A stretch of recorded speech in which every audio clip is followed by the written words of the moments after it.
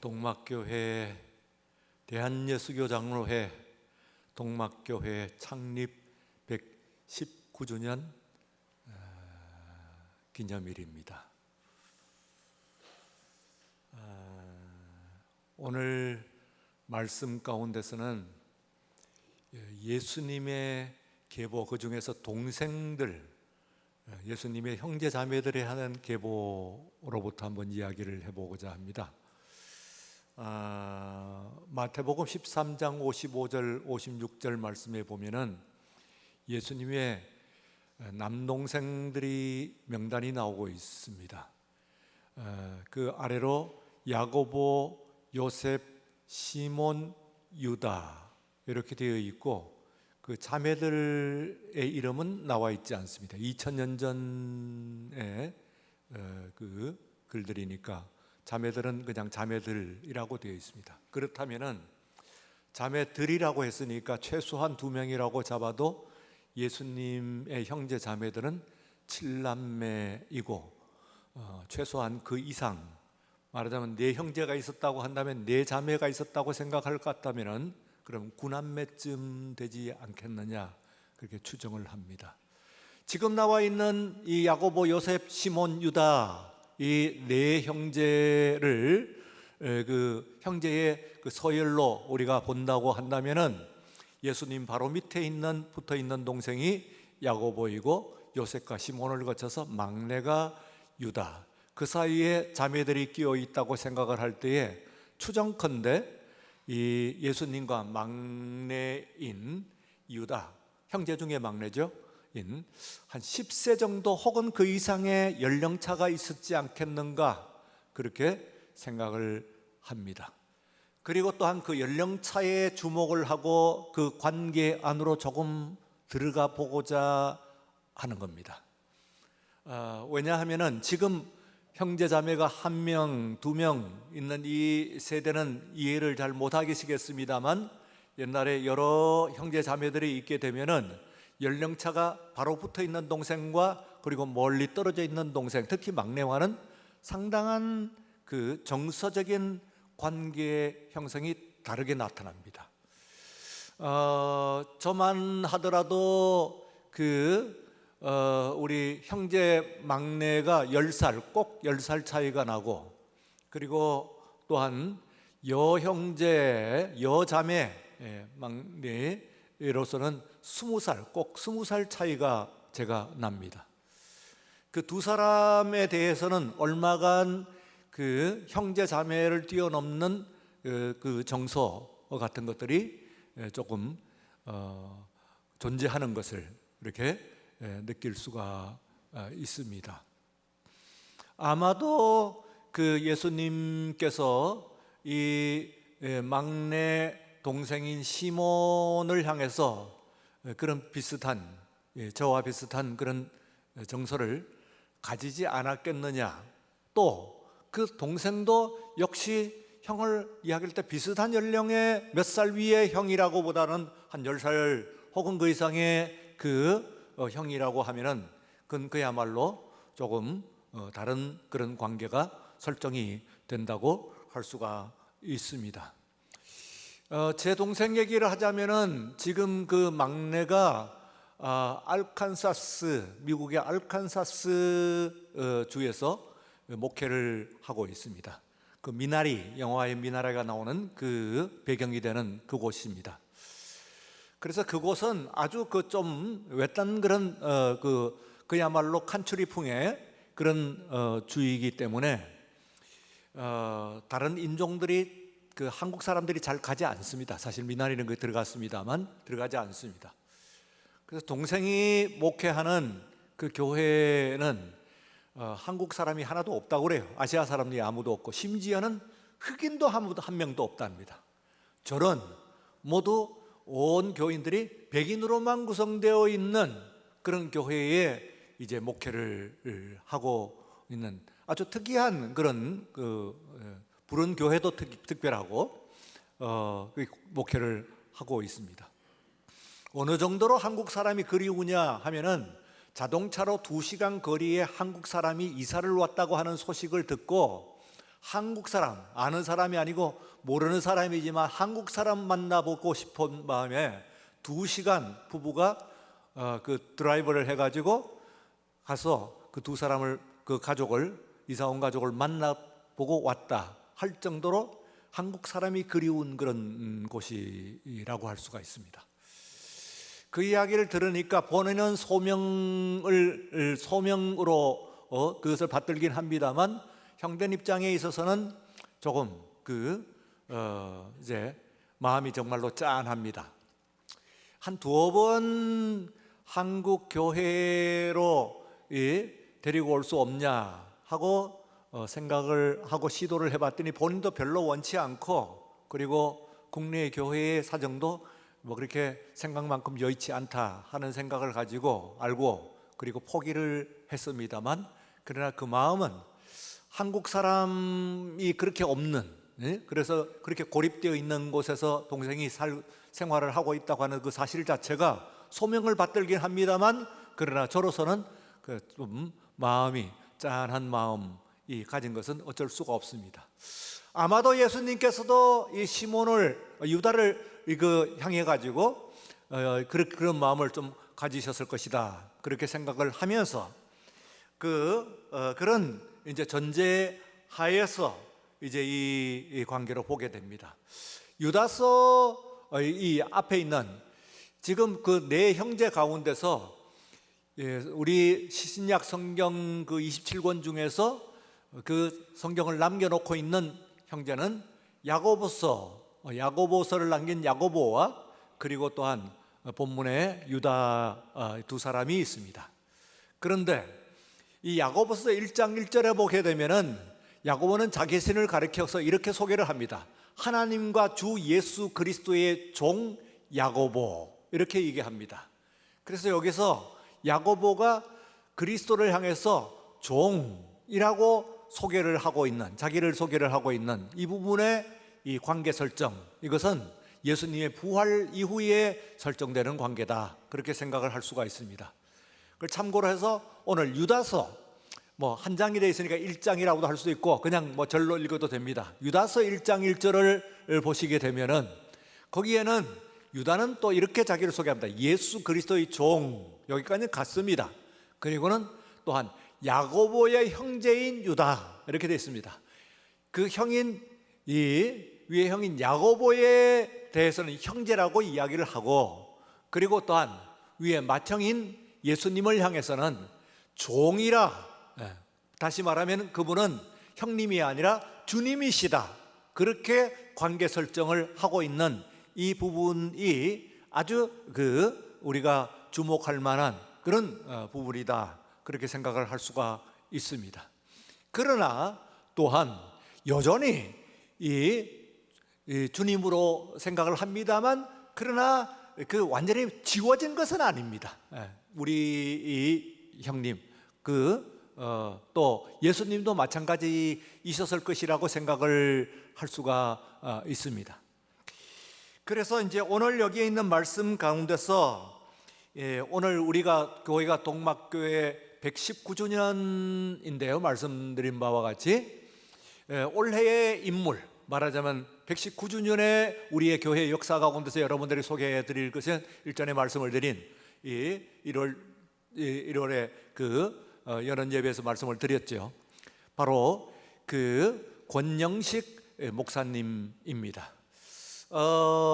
이 옛날에 모습으로 보면은 굉장히 멋쟁이 목사님으로 보이시죠. 그렇습니다. 실제로 그 시대에 있어서는 굉장히 뛰어난 그런 인텔리였고, 그리고 상당한 그런 사회적인 지위를 가졌고 계셨던 그런 집안의 인물이셨습니다. 이분이 우리 교회를 담임을 하신 것은 두 가지 점에서 우리가 봐야 되는데, 하나는 앞에는 주로 이분 이전에는 이 미국인 목사님들이 이 교회를 담임을 하셨어요. 사무엘 무어 계시고 그 뒤에 에드윈 쿤 목사님이 그를 이어주셨다가, 그 다음에 해리 로더스라는 목사님이 또 그 뒤를 이었다가, 이분이 이제 1924년에 우리 교회에 목회를 시작을 하시는데, 그때는 어떤 의미가 있느냐면 조선인으로서는 최초로 이 우리 교회를 담임을 하시는 분이십니다. 뿐만 아니라 초대 말하자면은 그 당회장이십니다. 다시 말하면은 당회가 구성이 되기 위해서는 최소 2명의 장로님이 계셔야 되기 때문에 그 이전에는 휴밀러라고 하는 장로님 한 분이 계셨던 것 같아요. 그러니까 당회가 구성되지 않았고 이분으로부터 그때의 그 당회가 구성이 되면서 부각되는 인물이 바로 조경희 장로님입니다. 그래서 우리 조경희 장로님과 이분과 매칭 해가지고 여러분들이 생각을 해 주셔야 됩니다. 1924년이라고 하면은 기미 만세 운동 이후에 일제의 단속이 아주 강화되고 있는 그런 때이고 또 현 남한 이 각지에 있는 그런 의병들은 이제는 더 이상 발을 붙이지 못하고 해외로 나가서 일본이나 만주 뭐 등지로 나가서 또 혹은 미국의 등지로 나가서 그 독립운동을 하게 됩니다. 1931년 27년에 상해 임시정부가 서게 되고요. 그리고 또한 이제 1931년에 만주사변이 일어나니까 하여튼 흉흉하던 때입니다. 국내외적으로 매우 어려웠던 때인데 그때 이 교회를 붙드시면서 놀랍게도 이 목사님 목회하는 동안에 교회가 일약 부흥을 하게 됩니다. 사실상에 있어서는 그전에는 미약한 교회였고 이 큰 교회로 그 당시에 이 부흥을 하게 된 것은 바로 권영식 목사님 때부터였다, 그렇게 생각하시면 되겠습니다. 그래서 이 지역에 있어서 매우 중요한, 아니 서울 경희 그 지방에 있어서 아주 중요한 그런 교회로 발돋움을 하게 됩니다. 그 당시는 매우 중요한 그런 교회로 이렇게 인식되게 되고, 또한 우리가 여러분들이 계단으로 올라오시면서 그게 있는 기와집, 기와로가 있는, 그 이제는 초가예요. 그러니까 기와로 만들어져 있는, 멋들어져 있는 동막교회 건축이 되어지는 것도 바로 이 권영식 목사님 때라고 볼 수가 있습니다. 그래서 이 목사님을 보는 눈이 우리가 이제 조금 다시 한번 분명하게 부각이 되어야 된다, 그렇게 생각을 하고, 오늘 여기에 있는 이 말씀 가운데서 이제 그러면은 어떤 그 어려운 시기에서 어떻게 교회를 여기 세우셨나 하는 것을 오늘 말씀을 통해 가지고, 매우 교회가 어려운 시기에 이제 이 막내 동생 유다가 예수님을 정말 이 교회를 사랑하는 애틋한 마음, 그것이 이제 그대로 반영되어 있는 그런 말씀입니다. 한 3가지 정도 오늘 본문 말씀을 의거해 가지고 여러분들이 어떻게 하면 교회를 잘 세울 것인가, 좋은 교회를 만들 것인가, 교회를 부흥시킬 것인가 하는 것에 대한 교훈을 함께 찾고 다짐하는 그런 오늘 이 예배의 말씀이 되시길 바랍니다. 그 첫 번째는 자기 지위를 지키지 아니한 자들을 경계하셨습니다. 자기 지위를 지키지 아니한 사람들을 경계를 해야 돼요. 그래야 교회가 성장을 해요. 오늘 여기에 말씀 보시면은 큰 날의 심판까지 이 영원한 결박으로 흑암에 가두셨다, 그렇게 이야기를 하고 있습니다. 말씀을 하고 있습니다. 그러니까 큰 날의 심판에 6절에서 보시면은 자기 지위를 지키지 아니하고 자기 처소를 떠난 천사들을 큰 날의 심판까지 영원한 결박으로 흑암에 가두셨다. 자기 지위를 지키지 않고 자기 찢어야 할 처소를 떠나는 그런 사람들은 그건 그 큰 날의 심판까지, 마지막 최후의 심판까지 그들을 결박을 시켰다 하고 이제 이야기를 하고 있습니다. 이것을 교회를 붙드는 그런 유다의 말씀이다, 그렇게 생각을 할 수가 있습니다. 그리고 이제 그 다음 7절에 있는 말씀을 여러분들 보시면은 자기의 우리 창조주의 창조 질서를 지키지 않은 사람을 경계를 하신 거예요. 9절 7절에 있는 말씀을 소돔과 고모라와 그 이웃 도시들도 그들과 같은 행동으로 음란하며 다른 육체를 따라가다가 했습니다. 음란하여 다른 육체를 따라가다가 하는 이야기는, 같은 육체는 뭐냐 하면은 남자가 여자를 연모하고 그리고 단 여인이 남자를 따르는, 이것이 하나님의 창조 질서입니다. 그래서 그것이 같은 서로 사랑해야 될, 말하자면 같은 육체예요. 창조 질서의 육체예요. 그러나 남자가 남자를 그리고 여자가 여자를 이렇게 따르는 것은 다른 육체를, 하나님의 창조 질서와 다른 육체다 그 말이죠. 하나님의 창조 질서와 다른 육체를 따라가는 것이다. 그래서 창조 질서를 우리가 존중히 여겨야 됩니다. 그래서 두 번째는 여러분들이 하나님의 창조 질서가 무엇인가, 거기에 맞추어 가지고 우리가 믿음의 생활을 해야 된다, 그렇게 말씀을 드릴 수가 있습니다. 또 오늘 말씀 가운데서 이제 세 번째 그는 것은 말을 만들어내는 사람들을 경계를 하셨어요. 말을 만들어내는 사람들을 경계를. 9절에 있는 말씀을 보시면은 천사장 미가엘이 다 같이 한번 읽어볼까요? 9절 천사장 미가엘이 모세의 시체에 관하여 마귀와 다투어 변론할 때에 감히 비방하는 판결을 내리지 못하고 다만 말하되 주께서 너를 꾸짖으시기를 원하노라 하였거늘. 자, 이 말씀은 굉장히 오묘한 말씀이에요. 어쩌면 막내이니까 아주 디테일에 강해가지고 이 말씀이 나오는지 모르겠어요. 왜냐하면은 천사장, 하나님께서 쓰시는 많은 천사 중에서 천사장이 있습니다. 그 중에 가장 중요한 천사장이 전쟁하는 천사장, 싸움하는 천사장 미가엘에 있고, 그리고 하나님의 말씀을 전하는 그런 가브리엘 천사장이 있습니다. 두 천사장은 여러분들이 잘 알고 계시죠. 그런데 이제 모세가 죽었어요. 그런데 모세의 시체를 가지고 서로 논쟁을 하는 거예요. 그런데 이 모세가 그 천사장 미가엘이 그때에 그것을 가지고 죽어 있는 시체를 두고 천사장 미가엘과 그리고 또한 그 마귀가 서로 싸우는 거예요. 그런데 여기에 보시면은 변론을 할 때에 감히 비방하는 판결을 내리지 못하고, 그러니까 누가 내리지 못했다는 거예요. 말하자면은 미가엘이 내리지 못했다는 거예요. 가브리엘이면 좀 달랐을까요? 어쨌든 간에요, 말싸움에서 이겼다는 얘기입니까? 졌다는 얘기입니까? 나중에 이 마귀에 대해서 너 잘못이다 하고 판결을 내리지 못했어. 그리고 뭐라고 하면 하나님께서 주께서 너를 꾸짖으실 거야, 주님께서 너를 꾸짖으실 거야, 이러고 끝난 거예요.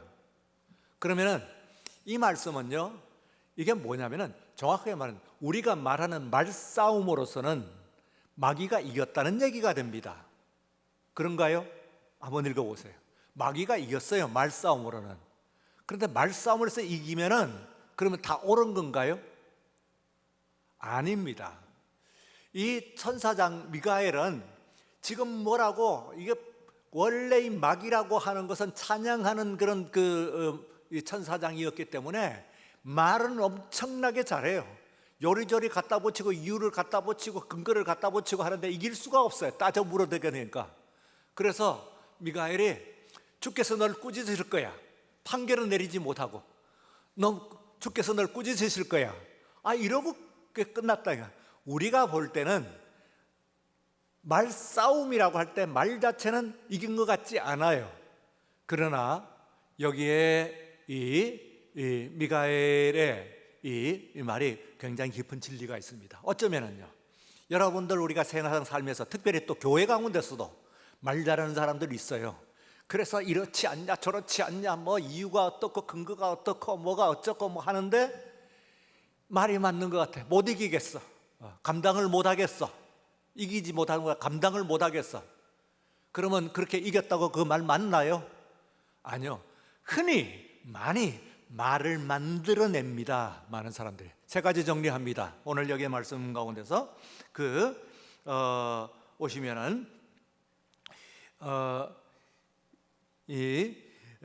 하나님의 처소, 자기의 지위를 지키지 아니한 사람을 경계를 했어요. 그래서 좋은 교회가 되기 위해서는 자기의 지위를 지키고 자기의 처소를 지키는 사람이어야 돼. 그거 나갖고 들락날락거리면 교회는 혼란해지는 거예요. 두 번째는 창조 질서가 있어요. 하나님 창조주의 질서가 있어요. 그러면 그 창조주의 질서가 있는 거예요. 여기에 있는 교회도 창조주의 질서가 있어요. 지금 생각하니까 목사님 저 설교가 조금 뭐가 그런데 아무도 그 부분만 가지고 설교하면 내가 할 말이 있습니다. 내가 좀 더 잘할 것 같아요 하고 올라오면은 더 좋은 설교를 하실지는 모르지만은 그러나 창조 질서는 무너지는 거예요. 그렇죠? 그래서 그건 안 되는 거예요. 세 번째는 뭐라고 그래요? 그래서 말 시비를 잘하는 것에 대해서 경계를 하는 거예요. 뭘 가지고 말을 만들고 이건저건 하고 사안마다 의견이 있어. 물론 의견이 없으란 뜻은 아니에요. 무슨 사안마다 그렇게 의견이 많냐 말이에요. 뭐가 그렇게 똑똑해? 그렇게 되면은 교회는 어지러워져요. 바로 서는 게 아니에요. 미가엘은 말싸움에는 마귀에게 졌어요. 그러나 그것은 말싸움에 진 것이 말에 진 것이 아니에요. 말은 진리가 있는 거예요. 분명히 어떤 순간에 있어서. 그래서 오늘 여기에 있는 말씀 가운데서 여러분들 제가 제가 제목을 이걸 보면서 이 유다라고 하는 사람에 대해서 굉장히 호기심이 생겼어요. 오늘 말씀을 준비를 하면서 예수님의 동생 유다, 그럼 저도 형제 자매들이 있는데 이 유다는 어떤 심정이었을까? 예수님은 또한 그를 향해서 어떤 느낌을 가지고 있었을까? 이런 것들이 저는 이제 그래서 그런 관계 설정 가운데서, 형제 자매의 관계 설정 가운데서 이 본문을 좀 읽으면서 나름대로의 좀 그전에 느끼지 못했던 그런 은혜 그리고 감동을 또 받아서 여러분들에게 좀 재미있는 그런 설교 제목을 해서 수필 같고 논문 같은 그의 인간론. 물론 하나님의 말씀입니다만, 그러나 유다라고 하는 사람이 보는 인간은 어떻게 해야 되냐. 그런데 이게 굉장히 수필 같고, 그리고 또한 아주 그러면서도 수필처럼 그렇다기에는 아주 무게감이 분명하게 하는 이야기예요. 그래서 명문이다. 참 명문이다. 제가 뛰어난 명문이다. 이 유다가 만약에 이 25절로 되어 있는 이 한 장밖에 없는데 이거 만약에 이게 감추어지고 나오지 않았으면은 그러면 얼마나 아쉬울 뻔했느냐 그런 생각을 하고, 혹은 이게 이제 이렇게 나와 있는 것도 물론 중요한 글이긴 합니다만, 그러나 그의 글이 워낙 명문이기 때문에, 뛰어났기 때문에 나중에 교회가 정경 작업을 할 때, 하나님의 말씀을 추려낼 때에 바로 이것을 빠뜨리지 아니하고, 그리고 325년에 칼케돈 해입니다. 이거 그래서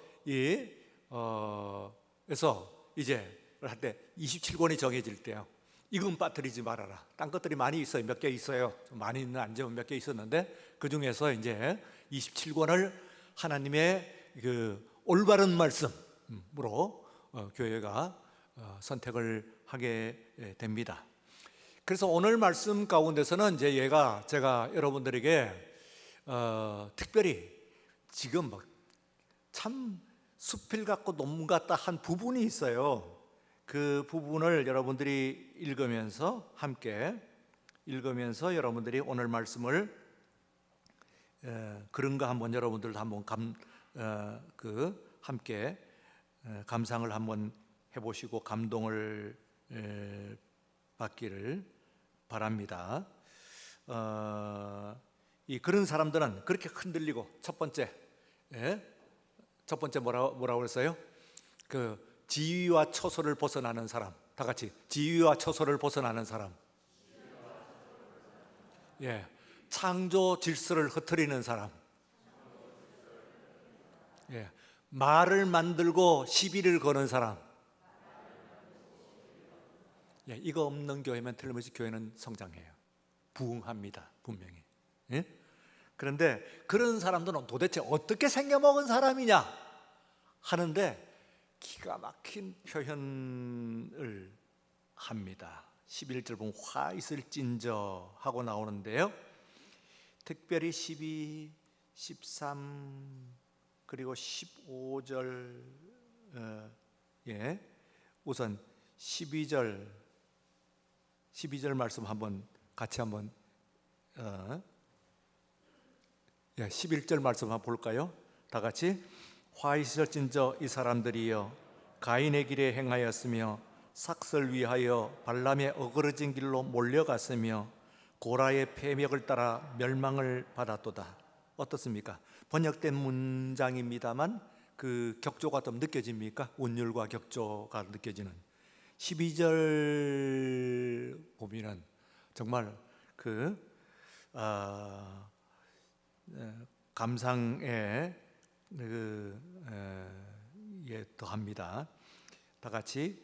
그들은 기탄 없이 너희와 함께 먹으니 너희의 애찬의 암초요 자기 몸만 기르는 목자요 바람에 불려가는 물 없는 구름이요 죽고 또 죽어 뿌리까지 뽑힌 열매 없는 가을나무요. 어떻습니까? 예, 감동이 오죠. 공명이 울려납니다.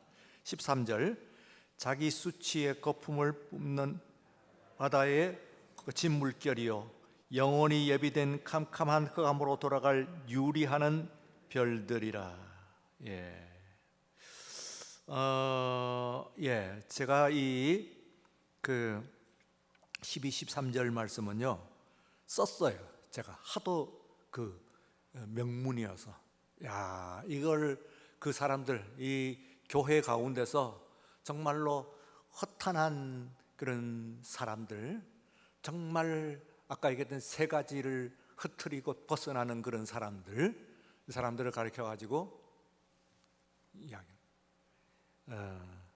한 번 더 제가 한번 읽을 테니까 한번 여러분들이 들으면서 한번 감상을 해보시고 12, 13절에 그들은 기탄 없이 너희와 함께 먹으니 너희의 애찬의 암초요 자기 몸만 기르는 목자요 바람에 불려가는 물 없는 구름이요 죽고 또 죽어 뿌리까지 뽑힌 열매 없는 가을나무요 자기 수치의 거품을 뿜는 바다의 거친 물결이요 영원히 예비된 캄캄한 흑암으로 돌아갈 유리하는 별들이라 그랬습니다.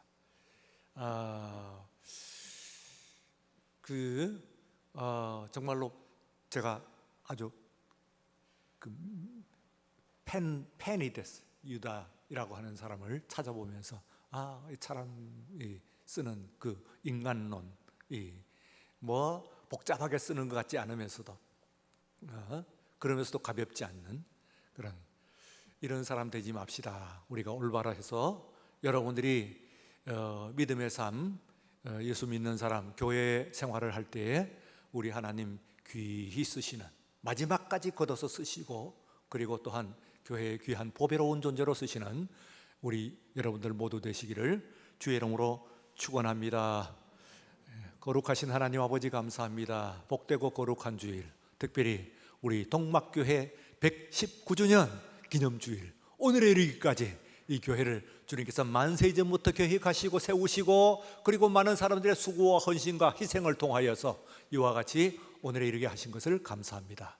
이 귀한 교회 물려받아 싸우니 오늘 이 자리에 교회를 지키는 파수꾼이 되게 하시고 또한 우리들이 이 교회를 떼서 든든히 정말 좋은 교회 만들어 서로 만들어 나가는 행복한 교회 될 수 있도록 축복하여 주시옵소서. 이곳에서 주의 회복이 일어나며 주의 또한 모든 치유가 또한 우리들의 눈앞에 펼쳐지며 주의 주시는 축복이 우리들 가운데 임하는 그런 현장에 우리들이 있게 하여 주시옵소서. 감사하며 예수님 이름으로 기도리옵나이다. 아멘.